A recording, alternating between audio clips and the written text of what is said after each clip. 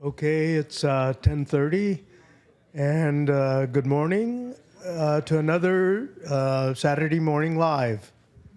We are very fortunate this morning to have two special guests and leaders in our community, Dr. Bansal and our own Chandra Kumar, who's going to be introducing her. For administration purposes, please turn off your, Rosie reminded me, turn off your cell phones, if you would. So with that, oh, by the way, this morning when, I was in the lobby greeting Dr. Bansal, I was between two very powerful women who have busy schedules. The snow is going to be upon us, and their hands are going to be full. So with that, Sandra.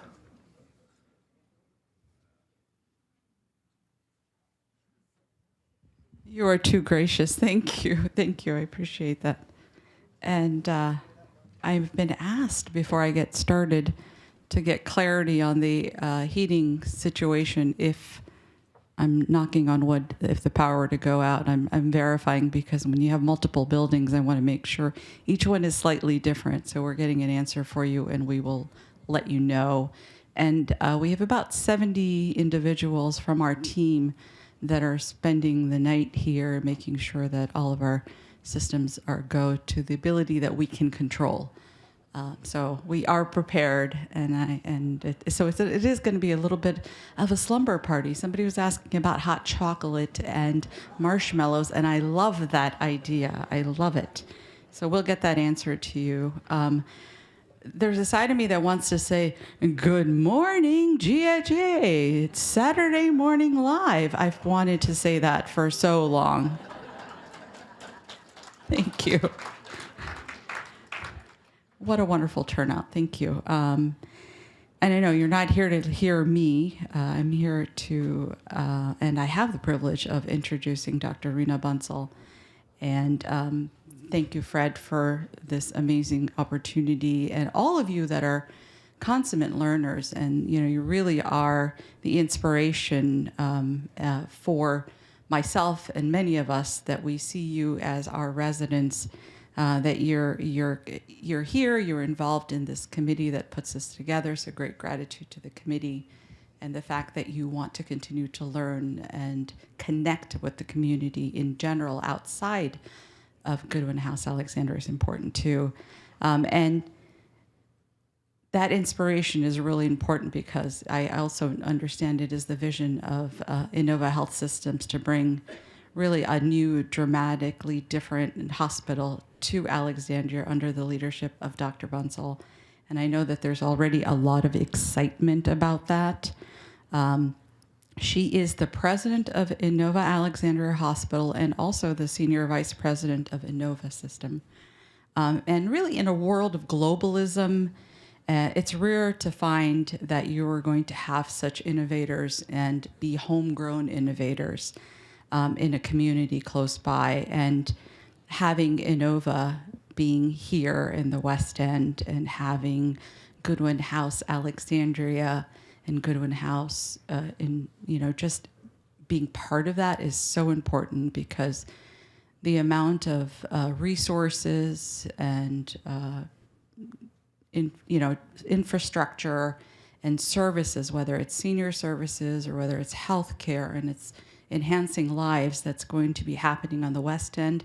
To have two partners that are so forward-thinking and innovative as Inova and Goodwin Living is really important, because of a campus such as Goodwin House Alexandria, we are able to now build Goodwin House Seminary Road, which is across the street, and we're so excited about the Duke Street project that I know Dr. Bansal will be talking about. So really great excitement for the West End of Alexandria and all us coming together. Just a little bit of an update, and I'll let her talk about the rest of her, absolutely amazing background. She has a medical degree and a master's from Canada's McGill University. And she was part of the inaugural MD MBA program. And you talk about being somebody that's got to have real smarts and drive to do both of those things at the same time is amazing. She's completed her internal medicine residency at the University of California, San Francisco, is a clinical assistant professor of medicine at George Washington School of Medicine and Health Sciences. And, it was, I have to tell you, this is really, to me, was wonderful to hear and learn that Dr. Bunsell was also named as one of 2025's most powerful women in Washington, D.C. by the Washingtonian magazine. And the why I say that is because it's really coupled that she still has such a strong passion for serving the community and ensuring that there's optimized health and wellness for patients. And she continues to practice medicine with Inova Cares for families, providing primary care services for patients. And it doesn't matter what age, it doesn't matter what status or insurance. So I just want to say thank you for joining us today and being here with us. And we are so excited to be here. And thank you also, Fred, for the opportunity to be able to introduce Dr. Bunsell. I'm going to hand over the mic to her. Thank you.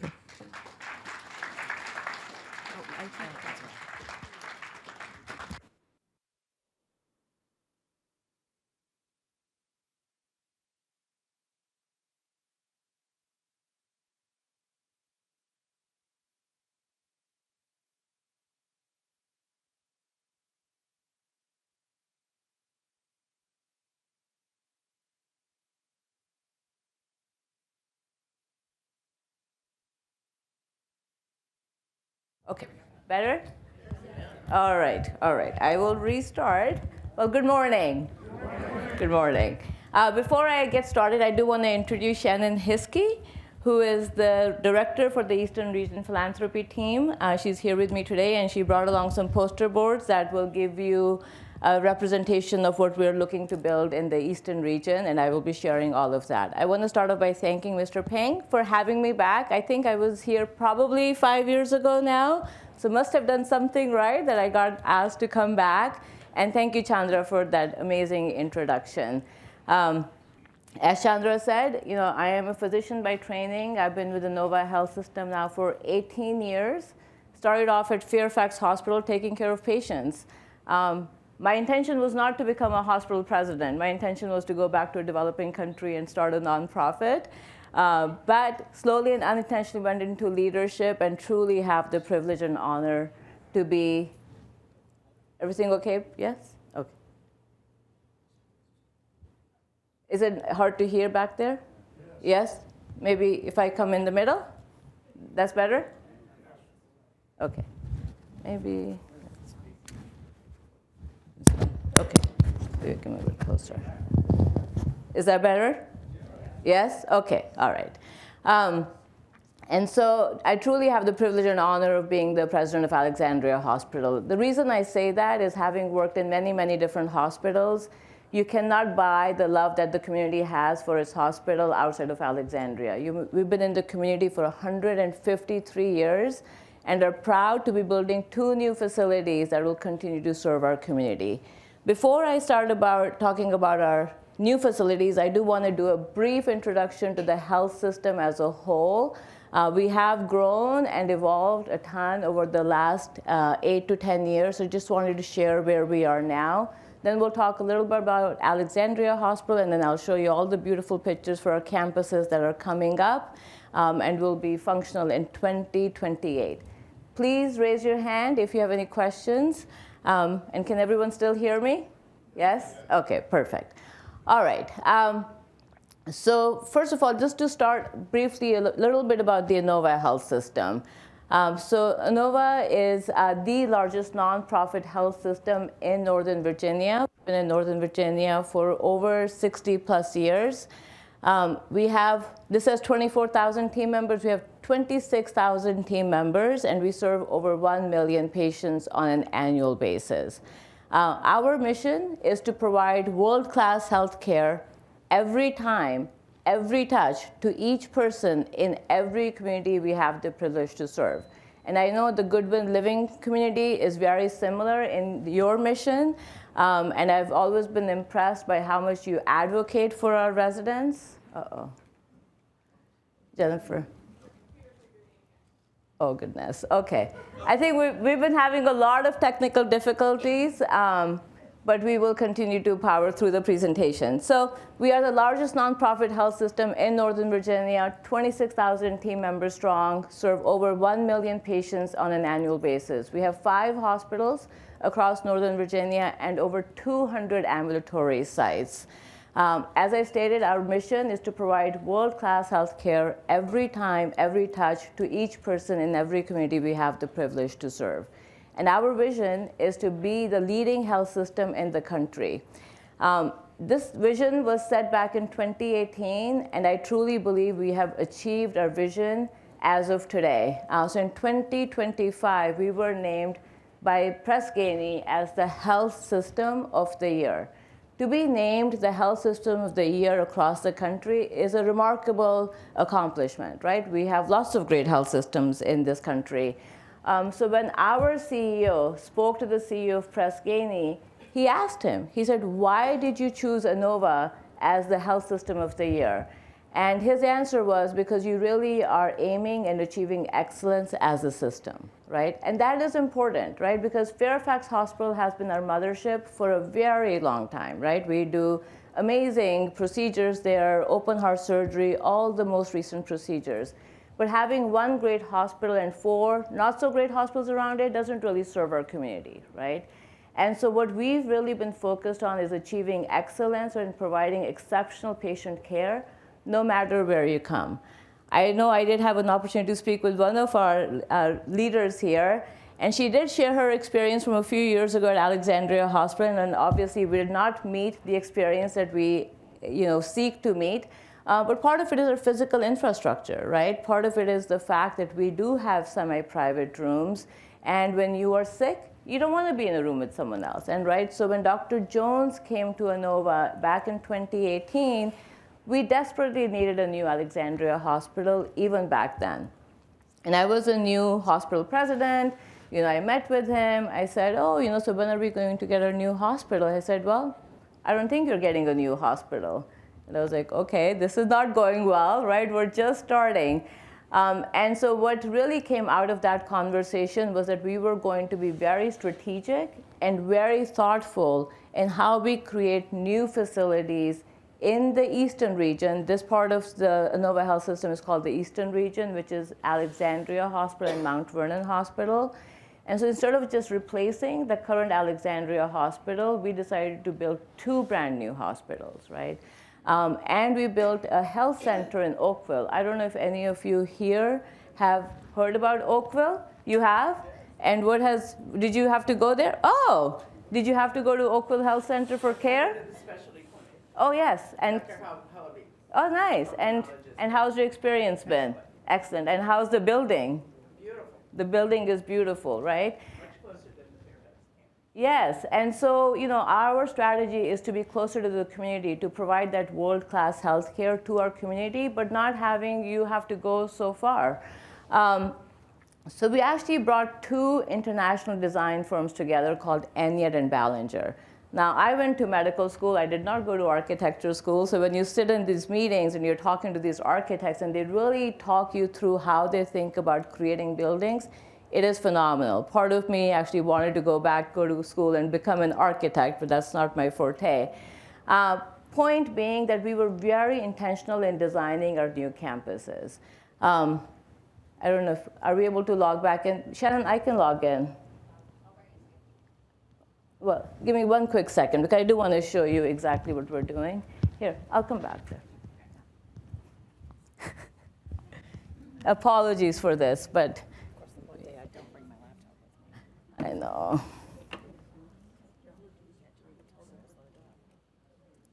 I don't know why it keeps.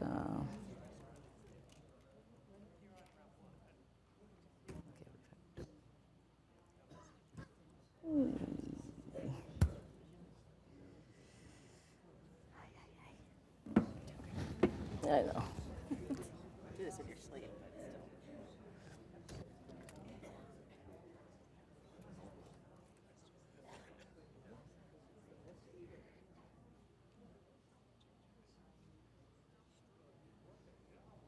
It should come right up. Okay. There it is.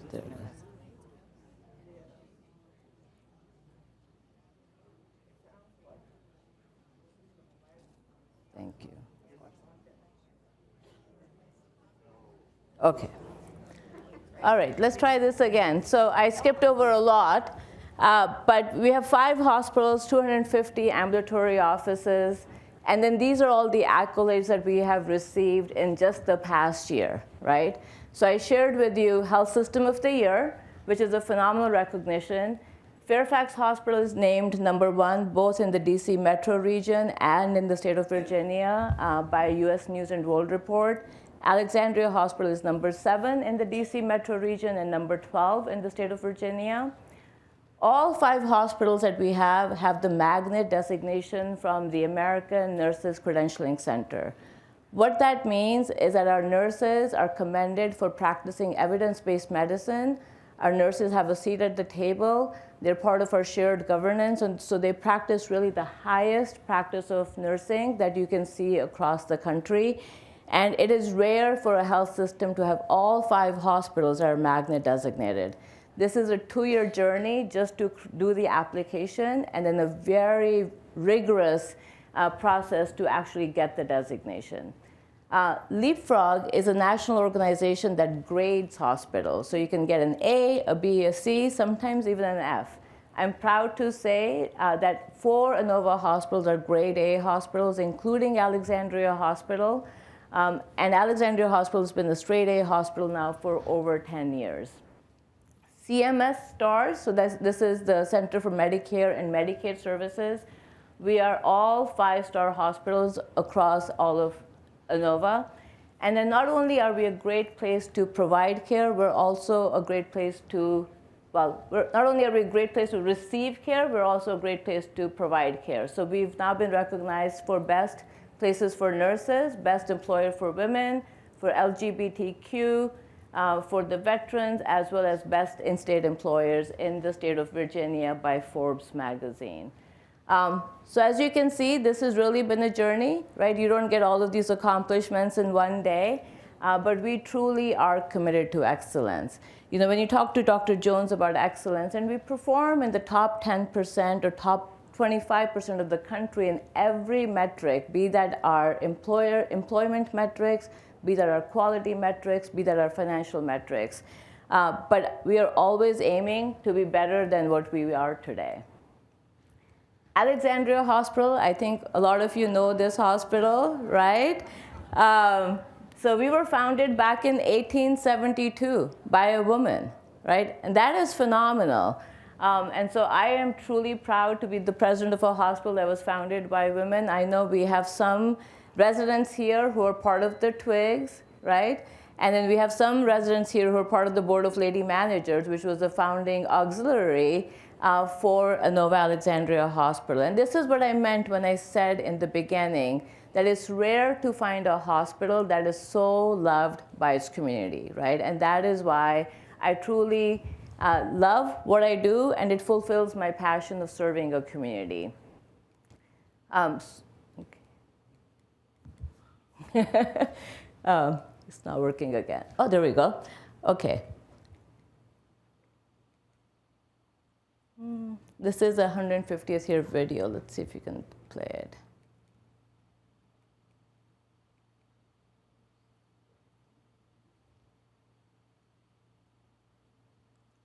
One second. No? My apologies. The file was too big to be sent over, and now we're having laptop issues. Okay. No, it's not going to play. Okay. So we'll skip over that video. But what that video shows was all of the great firsts that Alexandria Hospital has been a part of. So who here knows any firsts for Alexandria Hospital? Yes? First emergency room doctors to this day Yes. in the country. Yes, that is phenomenal. So back in the 1960s, Alexandria Hospital. Could you repeat what she said? I will. So back in the 1960s, Alexandria Hospital was the first 24/7 emergency room in the entire country. It was actually known as the Alexandria Plan back then nationally, right? We were the first nursing school in the state of Virginia. Do we have any nurses here who went to our nursing school? We usually do sometimes in the crowd. But lots of other firsts, both in the region, in the state, as well as nationally. So very, very proud history. What we are today is we're a 302-bed hospital. We have over 100,000 emergency room visits, both at Alexandria Hospital, Springfield, and Oakville Health Center. We have about 1,500 physicians, 700 nurses, and we do deliver a lot of babies and take care of a lot of patients. These are all the awards and recognitions that Alexandria Hospital has received in the last few years. So as you can see, ranked number 7 in the DC metro region and 12 in the state of Virginia by US News and World Report. We're a Leapfrog A, we're Magnet recognized. We also have some environmental sustainability awards. And actually in 2025, we were ranked number 15 in the entire country by Vizient for hospitals that are similar size to us and take care of a similar patient population. So there's different cohorts, right? Not all the hospitals are the same. But within our cohort, when you look at quality, safety, patient experience, we ranked number 15 in the country, which is phenomenal. I would like to be number first, but number 15 will do for now. And then on the bottom, you can see all the programs that we have that are Joint Commission certified or that have received other recognition. So I'm very, very proud of the hard work that our team does and the care that we do provide for our community. I want to share briefly some of the programs we've launched more recently. So if someone has grandchildren here, right? I mean, sometimes babies have to go to the neonatal intensive care unit. And we've always had a great NICU team, but now we've partnered with the March of Dimes to provide support for the parents and the families of those NICU babies. We started new procedures for weight loss that you can do in the endoscopy suite. So those are 2 of our surgeons and a few of our team members who really spent a lot of time making sure that this service was available to our community. We have a brand new treatment for blood pressure, right? Usually people take medicines for blood pressure, right? But sometimes we have patients who can be on 4 different medications and their blood pressure still isn't controlled, right? And a lot of that has to do with how your kidneys are working and how the blood flow is to the kidneys. So now we've actually been able to do a procedure with our cardiologists who go into the renal artery and then they basically burn some of the nerves so it doesn't cause your blood pressure to be high. So you don't have to be in 4 medications for controlling your blood pressure. So this is a very novel treatment. CMS just approved this treatment and we are offering it as of 2023. We have thoracic surgery now at Alexandria Hospital. So previously, if you needed something in your lungs done, you would have had to go to Fairfax Hospital. Mike Wyant, who is the surgeon in the middle here, he came to us from Colorado, a phenomenal human being, a phenomenal surgeon. And just last weekend, he did lung cancer surgery on a patient urgently and was able to take out that lobe. And really, I mean, that patient will do really, really well. So again, phenomenal things that we're doing now at Alexandria Hospital that we haven't done in the recent years. Interventional pulmonary. Again, you can go in through the air pipes and go and take care of any masses or nodules someone may have. And that's a robot in the back. And it's like, if you have grandkids who play video games, they still have a career in medicine because these robots literally are like playing video games. So I told my son there's hope. But we just brought that new robot to the endoscopy suite. And then we got a brand new MRI. So this is the latest, greatest MRI that you can get anywhere. So I'll tell you a funny story. I saw, a man and a woman walking around Alexandria Hospital with a cake.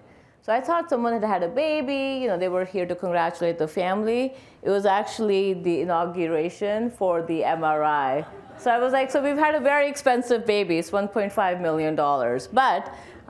But a great, great MRI. And this is really good for all types of imaging. So not only similar to you, right? We just talked about a slumber party. Not only do we work hard, but these are the faces of our team members. And I am very proud to say that we have a very diverse group of team members, and we do come together, and we have potlucks and chili cook-offs, and there's some dart there. So we really do take some time to enjoy each other and celebrate each other as we work hard. And then we do have a lot of recognitions and a lot of awards for our team members for the great work that they do. And so now to what you really want to hear about is the Eastern region expansion. So I had started to tell you the story about how we partnered with 2 international design firms, right, to come together and to create the kit of parts that will make up our new campuses. So when we talked about building our new campuses, we really talked about what is it that we are seeking to do. And we really wanted to create that Inova identity that you can capture in a building, in design. And there's 4 elements to that. In the centers always are people, right? And our people is our community as well as our team members. But around that, we wanted our buildings to portray distinction, to have a signature identity, to be humble but confident, and really to be the top of the class. We wanted our buildings to exude excellence. And so we wanted to have the design that's the best and that supports the team members working really well, right? Hospitals for the longest time were designed around the providers, right? The doctors and the nurses. But we want our hospitals in the future to be really designed around our patients, right? And so we want them to be decentralized. We don't necessarily need all the nurses and the doctors in one part of the floor together. We want them next to the bedside where the patients are.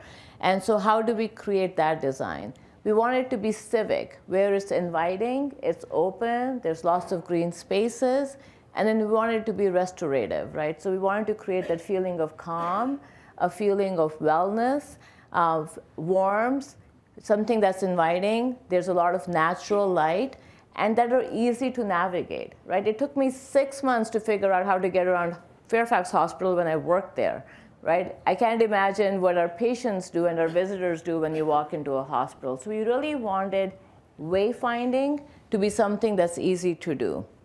And so how do you capture all of that? So this is really what our new buildings will look like.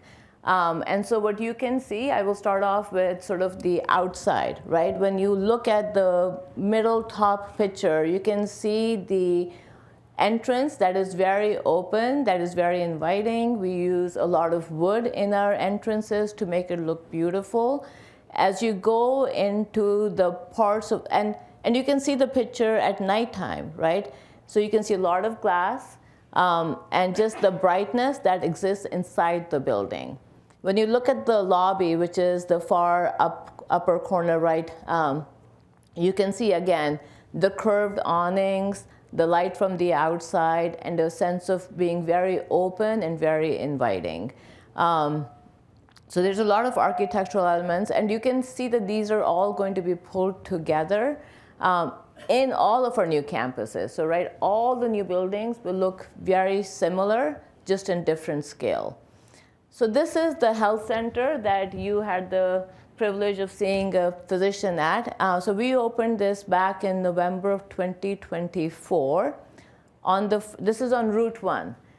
So near the New Founding Farmers. Has anyone been at the New Founding Farmers? So it's right across from, on the other side of that building. So on the first floor, we have a 24/7 emergency room. We have imaging, we have x-ray, we have a CT scan, we have ultrasound services, so you can get those services there as an outpatient. On the second floor, we have a surgery center for minor procedures. And then we have primary care and subspecialty care on the third floor.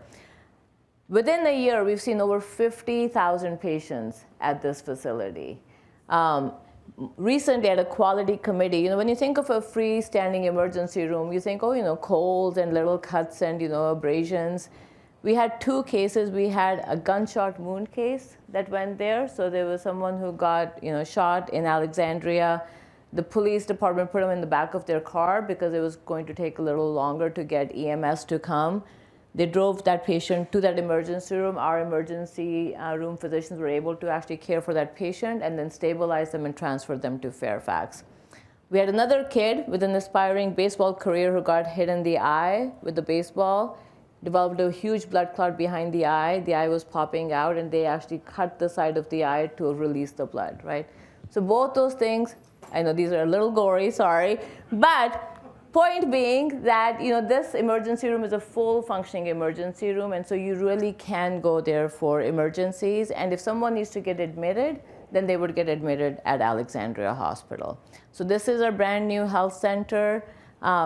Patients love it. People walk in there and say it doesn't feel like a hospital, feels like a museum. And our team members love it. I mean, our patient experience there is phenomenal, and our team member experience there is phenomenal.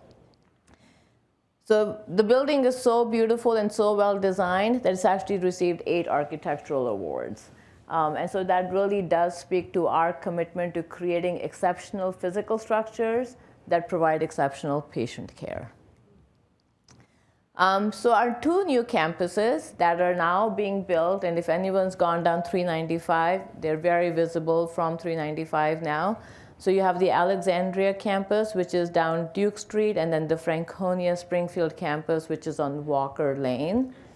And so what is happening is the current Alexandria Hospital is going to be divided into 2 new campuses. The first campus is going to be the Alexandria campus. So you can see at the far end is our hospital. So there will be 2 towers. This will be a brand new facility, a state-of-the-art facility. We will have 192 rooms that are completely private. No more semi-private rooms in Alexandria Hospital, which is something that we're all looking forward to. In addition, we will have a cancer center that will be on site. So, right now, our residents here have to go to Inova Cancer Institute, which is not terribly far, but this will be much closer. So we will have medical oncologists, we will have radiation oncology, we will have infusion services. In the hospital, we will have all services except open heart surgery. So we have neurosurgery, thoracic surgery. We will be a level 3 trauma center. So if someone in Alexandria is in an accident, they don't have to go to GW or Fairfax. They will be brought to Alexandria Hospital. And then we will have a health center. The health center will really house physicians who are subspecialists, because we want this to be a one-stop shop for someone who's really sick. The Oakville Health Center is more for community care. And then, sorry, go back. And so this is actually the picture. So I don't know if any of you have seen the cranes at night. Yes. They are kind of pretty. I know they're annoying probably for the residents in that area, but those are the 3 cranes at the Alexandria campus. So the existing garage that's been there will stay there. And then this is what the site looks like right now. So you can see the hospital on this side, the cancer center, which is sort of that curved building, and then the outpatient health center. There's Duke Street, and then the street that comes off of Duke Street that leads to the hospital will be called Julia Johns Way. So it will be named for our creator and founder. So this campus will be ready in early 2028, so less than 2 years from now. We've already started working with 3 different consulting firms who are going to get all the equipment in, who'll get the facilities ready, and then the last one who will get our teams ready to go to the new campus. I'm actually going to the Ohio State University hospital move this coming week to see how they move their patients. So we expect to be fully functional at the new Alexandria Landmark campus in fall of 2028. So can't wait. Will probably be the most beautiful hospital in the Northeast, if not in the country. So this is what the inside will look like. When you go into the lobby, there'll be a very open lobby area, reception, gift shop, cafe, retail pharmacy. So you'll be able to get your medications at the hospital. You don't have to go to CVS or somewhere else to get it. And so just a very inviting space. We will also have conference centers that will be open to the community, a meditation room, so a lot of different spaces for our team members and our patients. This will be the brand new Inova Franconia Springfield campus. This will be a community hospital, 110 beds, also with an emergency room, and then we will have a surgery center there. That surgery center will specialize in hips, knees, and simple spine surgery. So this will be the hub in the Mid-Atlantic for anything that's related to joints and spine. So we're very excited to bring that because we know that's a growing need in the community. So this will be the new Springfield campus. So you can see the hospital tower and then the surgery center in the back, and then the existing healthplex that will continue to be there. This is another visual. And then this is the progression of that campus. Also will be ready in 2028. So we will be moving the hospital on the same day to 2 different campuses. So we'll take all volunteers. Yes? Will there be an entrance to the Walker Lane, not off of Walker Lane, but off of the bypass? Yes. Springfield bypass? Yes. Looked like there was There will be an entrance on that side. Yes. is all of that coming off of Walker Lane? Yes. A lot. Will be a lot. Yes. There will be a back, sort of that back entrance onto that campus. Yes. All right. So that's what that currently looks like. So you can see it's coming up quickly.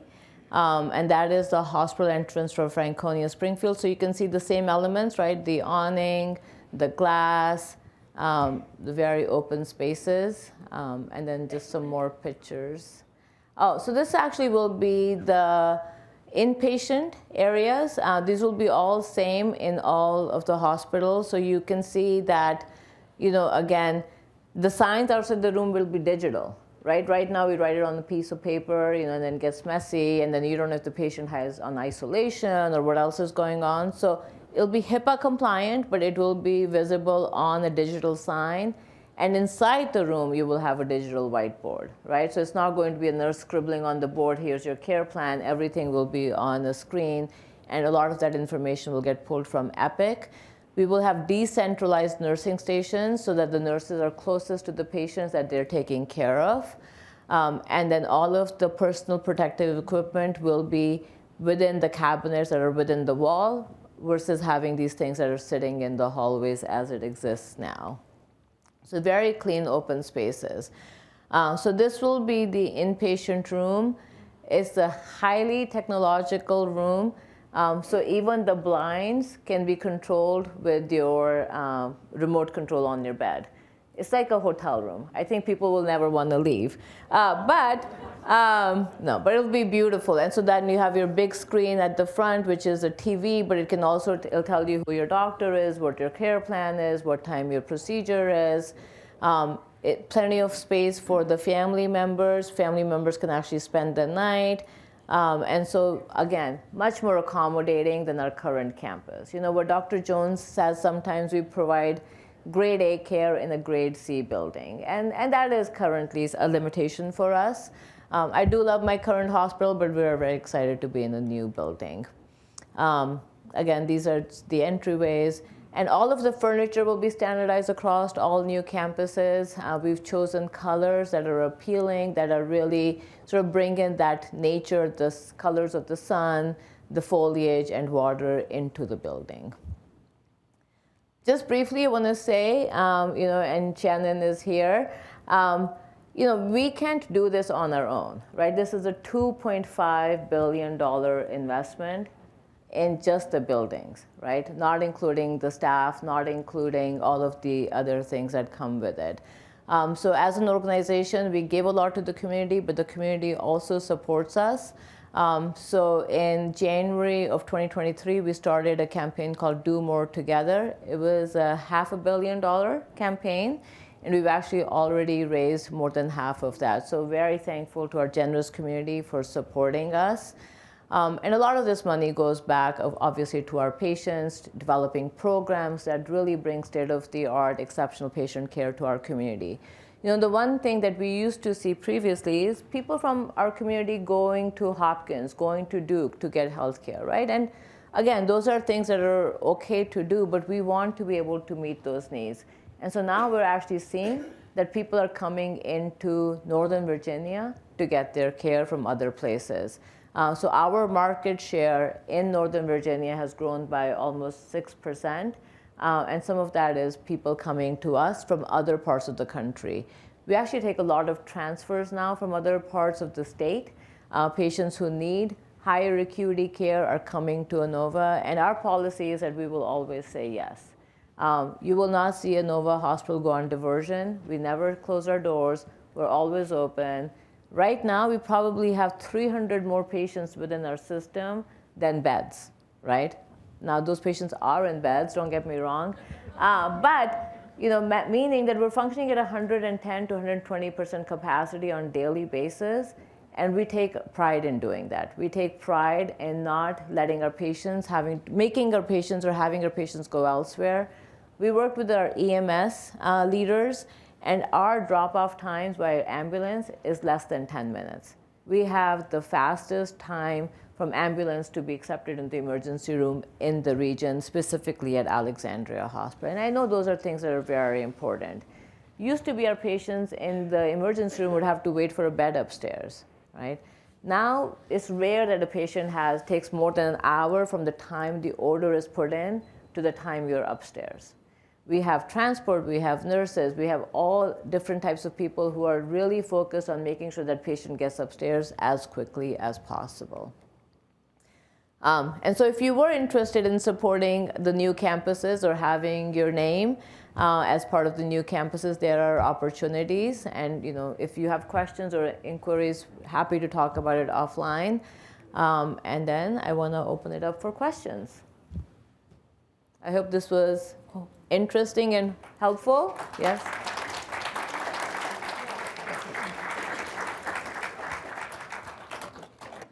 All right, questions. I know this is not a shy group, right? And I'll take anything good or bad. I know, we still have, yes, perfect. I have a question. Yes. What are the plans to train the novices like me on this technology? When you're in the room? We're just getting to where we can manage my chart. Yes. And now we're going to be, looking at our PET scans. Well, no, you won't be looking at your PET scans, but yes. So, there will be technology in the room, and we'll have our staff. So we'll have volunteers, we'll have our nurses, we'll have our techs. We will also have to learn how to use that technology. So, yeah, when you are on our campuses, we will be there to support you. Okay. Teach us how to sign on. Huh? Teaching us how to sign on. To sign on? Yes, I know. Trust me, I find technology overwhelming, so I can only imagine. Epic, We have a mic here. Yes, okay. it's just Epic is the same as my chart. Yes. I just don't know it. Yes. Epic is my chart. Yes, it is my chart. Yes. Do you anticipate problems staffing? How much of an increase in staff are you looking for? And in the current environment, we all know nurses are hard to find. So that is a great question, and thank you for asking that, because it will help me highlight how great we've done from a staffing perspective. So I think everyone knows that through COVID and after COVID, most healthcare organizations were challenged with staffing. We have done a lot of intentional work, spent a lot of money, as well as resources, as well as developed leaders to really stabilize our staffing.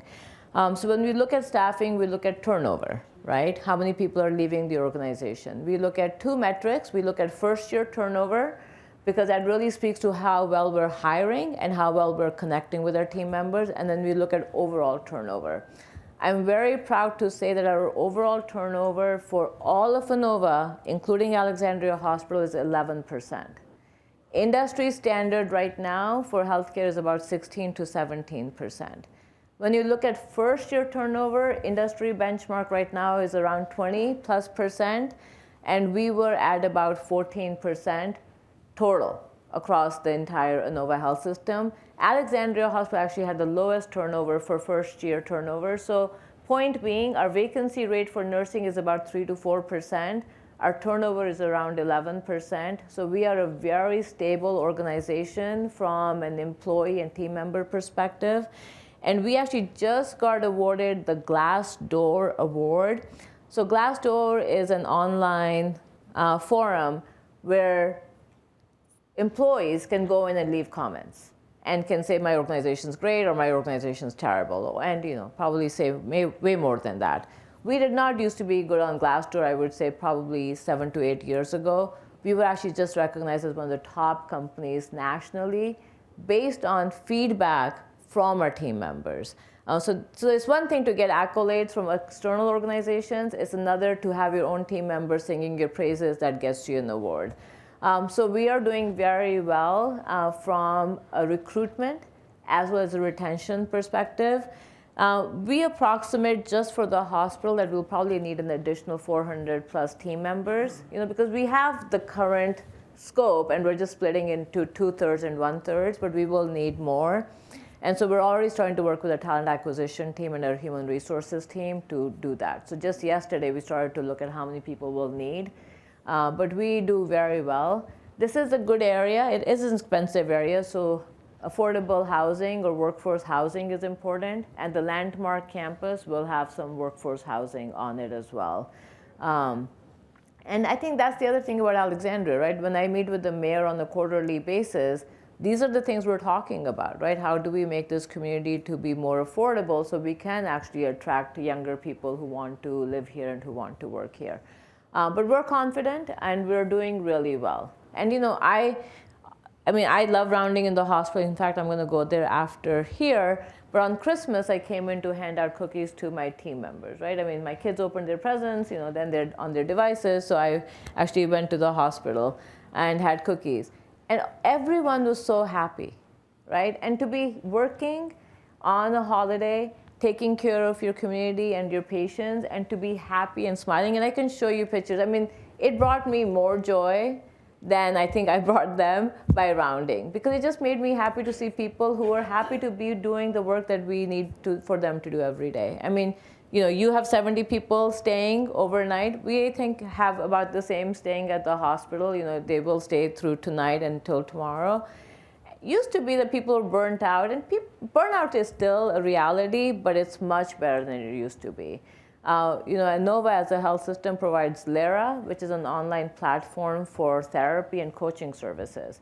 So every team member and their family who is insured by us has free access to mental health therapy, 25 sessions a year, right? That's phenomenal. And that's what we do because we really do care about our team members and we want them to be well, happy and healthy and be happy at work. So thank you for that question. Long-winded answer. I can talk about Inova all day long. What else? Yes. There's a mic. The private room looked great on your slide. Yes. The question is our insurance going to be able to cover that kind of level of treatment, or is it going to have to bring in a bundle of bills with you? No, so the cost of care will remain the same. What we're able to bill for services doesn't change.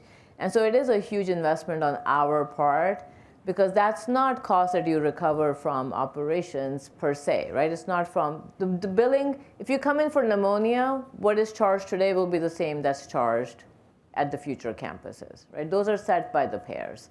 So that doesn't change. It's by attracting a larger part of the community, doing more procedures, providing cutting-edge surgeries. Those are the types of things that will help us be fiscally successful, but it's not the individual patient bill that goes up. Yes. So even though it may cost us more, it will cost you the same. Yes. This is a question about emergency rooms. The very nature of a visit to the emergency room is usually crisis and Yes. chaotic. And over the years, there have been many improvements that you're discussing this morning. It seems the ERs are the same 5-6 hour, long wait periods and so on. And some of that is just the nature of the beast, so to speak. But are there any plans to kind of streamline or try new approaches? Yeah, so that's a great question. And so we did do something about 2 years ago. And so our wait times at Alexandria Hospital, which did used to be terrible, have gone down by at least 50%. But what we did was we actually took an area that was near the emergency room. It was a registration team used to sit in there. And we converted it into 6 bays, what we call vertical unit bays. What vertical means is that the patient doesn't lie down. The patient is in the chair. So we took all of the low acuity patients who don't need to be taken to the back and have a room and be in a stretcher, be seen by a physician, and turned around and discharged. So we've actually seen our wait times decrease significantly, in addition to the wait time to go upstairs. So that is a huge focus for us, and so we will be building vertical care units in both the new emergency rooms. Step one is really trying to get your community to go to the right point of care, right? If you have cold-like symptoms, going to a hospital emergency room isn't the best use of anyone's time, right? The better thing would be to call your primary care provider or go to an urgent care, right? But you can't turn away people when they're coming in. And so sometimes when emergency rooms are backed up, is because of the lower acuity things that are there that take time to address but don't need to be there. So we've also done a lot of public campaigning to try and help the community understand what the best point of access for certain care is if you don't need to go to the hospital, right? Because if you can get people out of the hospital who don't need to be there, then it's easier for us to take care of the ones who actually have to be taken care of in the hospital. But we are always thinking of ways we can improve. So this idea about the vertical care unit came from one of our nurses. It took us only $20,000 to convert that space into vertical unit bays. I mean, this is like the best project in healthcare, right? Nothing is that cheap. And we were able to improve our efficiency significantly. Thank you. Great question. What else? Yes, up here. Okay. Oh, thank you.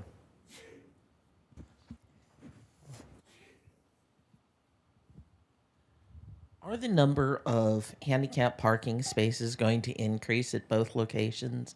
We have an aging population, so there's a greater need, but inevitably everywhere has a really low number. I go every 3 months to the Inova off Walker, and there was insufficient handicap parking before all the construction started. Yeah. Now it's just a nightmare. Yes. And so the construction there has been a nightmare. I think it has settled down because there's no more like redirecting all of the people. So now it's what it will be until the new campuses are done. So the changes, I think, are done at the Springfield Healthplex specifically. Parking is a challenge no matter where you go. We are very systematic in understanding how many people will be on campus, how many parking spots we need, and how many handicapped out of that. Sometimes we have people who park there who shouldn't be parking there. So that is the other problem. And so having security around continuously is also something that's important and that we do. But it is an ongoing challenge. But we do try to be very methodical in how we do the work, but it sometimes doesn't meet the needs. Like Fairfax campus right now, we have team members who have to park across the street at the Inova Center for Personalized Health and take shuttles over because we just don't have enough parking at Fairfax campus. And there's nowhere more you can build another parking lot. So a very valid concern, and also a concern for our team members. And we used to do valet parking, but that's not something that we've really brought back since COVID. But from a safety perspective. So if there are challenges at the new campus, we'd love to get that feedback so we can address it. But we are really thinking through the parking situation for our new campuses. And the old parking structure at Alexandria will stay, the one that was with the mall. So that does provide a lot more space, and we're buying some spots in that structure as well as building our own parking. Yes.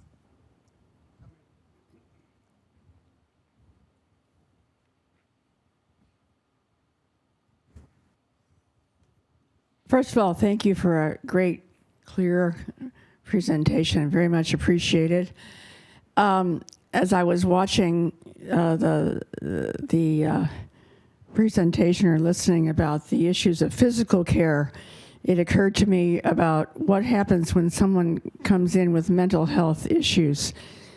Can you talk about that? And is there a plan for that, or what do you see going forward for the Inova Health System with regard to the mental health care of patients? Sure. So yes, that's a great question as well. So behavioral health needs in the community are just exponentially increasing, right? And then you're seeing younger and younger patients, sadly, who are having psychotic breakdowns, right? Inova as a health system, again, is very committed to addressing behavioral health needs. So we've expanded. So one thing, I'll go back a little bit. So we, in addition to our hospitals and the ambulatory offices, we have service lines. So service lines are based on the area of specialty. So neurology and neurosurgery, oncology, surgery, medicine, and also behavioral health. So we actually have a psychiatrist who is the president of the behavioral health service line, and their purview is over the entire Inova health system from a behavioral health perspective. So what we look at is the services that we're providing in our community through our ambulatory spaces, the services that we're providing for our uninsured patients. So we actually have Inova Cares clinics for behavioral health. So even if you're not insured, we're able to get you access to behavioral health services through that portal. Now, if you are sick and need to come to the emergency room and need to be admitted to the hospital, we have behavioral health services at Loudoun, at Fairfax, and Mount Vernon Hospital. So not every hospital will have behavioral health inpatient units, but we do have one in the western region, Loudoun, one in the central region, Fairfax, and then one in the eastern region at Mount Vernon. We recently expanded the number of behavioral health beds at Mount Vernon, I believe by 30 beds recently, because we know there's always a shortage of beds. We also do a lot of work with community groups like the CSB in Alexandria, and they help place patients. So, you know, I didn't get to show you this, but in our emergency rooms, we have rooms that are specific for behavioral health patients. So, you know, you see all the equipment, right? And all of that equipment is dangerous for a behavioral health patient. So what we call ligature risk, meaning they can take a cord and try and, you know, hang themselves, right? So what we have in our behavioral health rooms is all of the equipment is on the back wall. And if it's a behavioral health patient, there's a shutter that actually goes down. So the room doesn't have any cords, any ropes, anything that they can harm themselves with. We have sitters in place who can sit with patients who are at risk for harming themselves. We have what's called RVM, so they're monitors who can watch the patient. So we've done a lot of work around this. Used to be patients would wait in their emergency room for days, 3, 4, 5 days to get placed somewhere in the community. Now that's usually within the 12 to 24 hours. So we have improved a lot, but the lack of behavioral health resources is a national issue, not necessarily a local issue, but we are very focused on that. We also provide tele-behavioral health. So if someone comes to the emergency room and is having a crisis, we actually have a 24/7 tele-behavioral health space. So they get connect with the patient over virtual visit, and then they can get assessed within 3 to 4 hours. So great question. Not again an issue that we've been able to solve completely, but making a lot of progress. And then also behavioral health for our team members. So we actually have counselors on site at every facility. So, you know, sometimes when you have a safety event or a bad outcome, there's the patient, but then there's also the second victim, which is our team members. So we have pastoral services, we have counselors, and then we have Lera, the online platform. So we do a lot of work in supporting our team members, and now our physicians as well. Because we're realizing that, you know, sometimes physicians, you know, sort of get lost in the mix. And we need to take care of them so they can take care of our patients. Yeah. So a lot of thoughtfulness around that and a lot of time and resources. Thank you. Great question. Yes, there's one there and then, yeah. Okay. So you said it in the beginning, you wanted the good, bad, and the ugly. Unfortunately, I'm gonna bring up a little bit of ugly about the ER, and to follow up on Sheila's question. My husband has end-stage Alzheimer's, and he fell on the 18th of December and was taken by rescue squad to Alexandria's emergency room.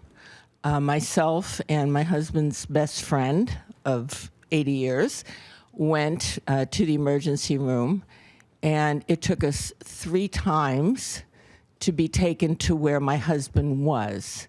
And by the time we were taken there, he had already had scans done and had been seen by the doctor. We inquired 3 times about where he was and whether we could go back, and were consistently told that we would be gotten when they had him in a room. It was the 3rd time of our going up there that we were taken to where he was. It went downhill from there, I'm sad to say. And the fact that nobody came to get us when we told people at the registration that he did have Alzheimer's was very disconcerting. And I'm sure they did a head scan because his babbling probably made them think that he had hit his head and injured himself in that way. Without knowing him, yeah, without knowing him. Yeah.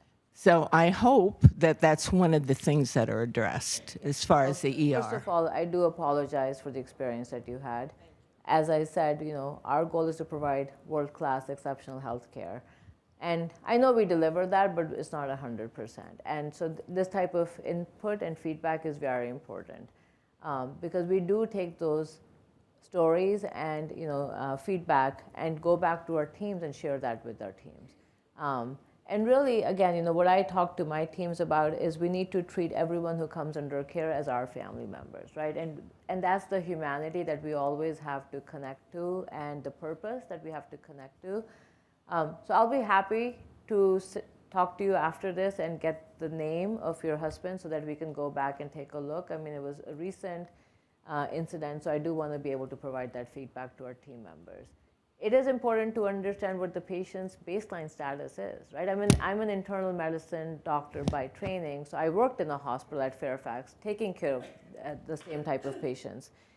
And sometimes patients come in confused, but they have an infection, but you assume that this is what their baseline is, versus sometimes they do have some dementia and you underestimate it, right? So it's really, really important to include the family in the care plan for that patient. So I do apologize. Wait. Yeah. I guess one of the issues is that when anybody is taken from here to the emergency room, their files go with them. And I saw the nurse hand over his files. It was obvious it hadn't been read. And that was another thing that was disconcerting. And they should be. They should be. There's no excuse for that. History taking is the most important part of a patient encounter. And I read recently 90% of the diagnosis can be made based on history, right? But we are becoming a very technologically reliant field, right? It's easier to do a scan and do blood tests than actually talk to someone and talk to the family, right? I mean, and again, I'm probably showing my age now because I was trained 20 years ago. So no, you're right. All the things you're saying, you're completely right. So I would like to talk to you after so I can at least get that information and go back and look at that case. You're welcome. Yes. Okay. Can you hear me okay? Yes. All right. So without going into details with any of these things, I'm going to mention some kinds of problems we've had here when we've built new health centers like that one over there. New rooms like this have had lots of technology in it that hasn't worked for 2 years, and we're still working on that, and you saw some evidence of that today. Anyway, I'm going to just mention some things. We have unintended consequences. We have problems with deferred maintenance, which we've had for a long time, and we start deferring maintenance at the beginning because we don't think we need it. We have a lot of technological obsolescence that comes around because of changes in technology. We've had to refit a lot of situations because there were corners cut by the people who designed it or built it, or we made a decision because we just didn't think we could afford it. And in your particular case, you're going to have a situation that you're going to need new equipment to handle new problems in health that come up from nowhere, or they've been here, but now we find a solution. How are you going to have you addressed all of those things going into the future? Sure. Easy question. So one, I mean, so I'll go backwards a little bit. So one of our values is excellence, right? And so we do all of our work very intentionally to continue to focus on our goal of excellence. When we opened up Oakville Health Center, which is a very small replica of what these new campuses will be, we did have a lot of issues, right? And so we actually had a 90-point PowerPoint presentation that went over all the issues that we had. And so we took all of those issues and then went back and looked at all of our designs, all of our plans for our 2 new campuses, and included the resolution of those issues in that. What I tell my team is, yes, we're aiming for perfection, but will we have perfection? The answer is no, right? And there are some things that you're just going to have to learn to work through, and some things that we're going to have to fix when we move into our facilities. The good news is that we have a team that's a clinical team that is leading this project in addition to facilities, design, engineering, IT. So we have multiple teams that are coming together and sharing best practices. And really, communication's key, right? Collaboration is key. Listening to each other is key so that we can avoid some of these things that come up in the future. The 3 consulting companies that we're working with currently have done this for the entirety of their existence as organizations. So some companies have done this for 50 years or more. So we're really seeking their input and their feedback on all of the work that we're doing. So there's a whole Eastern region team, development team that's working on this, and then I partner with them to make sure that we have oversight at that level. We've also included our team members in the design process. At every point, we actually create high fidelity rooms, so rooms that replicate the rooms that will be in the future, and then team members get to walk through those rooms, get to try the equipment in those rooms. We push beds through into the rooms, we push beds through the hallways. We had to change the doors for our bathrooms because we realized our bathroom doors were too small for wheelchairs to go in. So we've done a lot of trial and error, but understanding that there will be small things that will come up. And being a very technologically dependent hospital is not reassuring to me. I can barely work a computer, right? And so making sure that we have the right IT support on these new campuses, right? Even in our current facility, 3 years ago, the computers, the Wi-Fi wasn't working, the computers were having to be rebooted, and so we really had to focus a lot of work with our IT team to go around on every unit once a day and check in with the teams and say, is the equipment working? Because if the equipment isn't working, you can't do the work that you need to do at the bedside. So all real concerns, all things that we're trying to be very proactive about. We are learning, if there's times when we have to say, stop, we need to go back and look at this. We do, even though that's not easy to do, because then you're telling the design and construction people that they can't do what they need to be doing. They're not happy. But we have a very strong leader who is leading this project for the Eastern region and is clinically focused. She's a critical care nurse and was VP of operations at Fairfax before she took on this role. So we are using our best to build these future campuses and really also relying on feedback from external partners to make sure that we do the best we can. A $2.5 billion investment is not a small investment. So our CEO is very clear that this cannot go wrong, and it will not go wrong. Yes.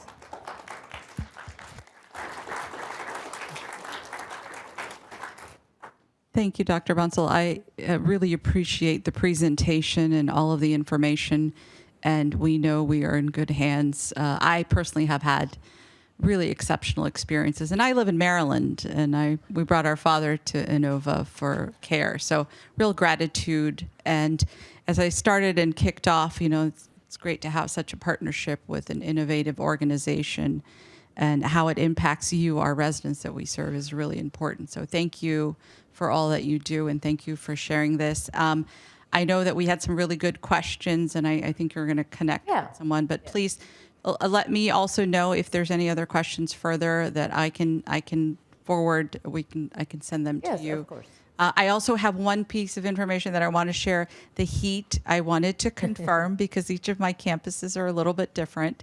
So the heat, when the power goes out, the heat in the independent living apartments does not work, and it's no different in any other campus. I just wanted to confirm. However, we will be continuing to take temperatures, and we will create a warming stations as needed. Teresa, who is our Associate Executive Director, will be here. The team will be here through the night, and we continue to communicate with our providers of power, as we are one of their emergency locations that they focus on when they do want to get the grid back. So we are all in it here with you, and we will make sure that you are comfortable and taken care of. So thank you, and thank you, Dr. Bunsell. Oh, you're very welcome. Thank you for having me. It was my pleasure.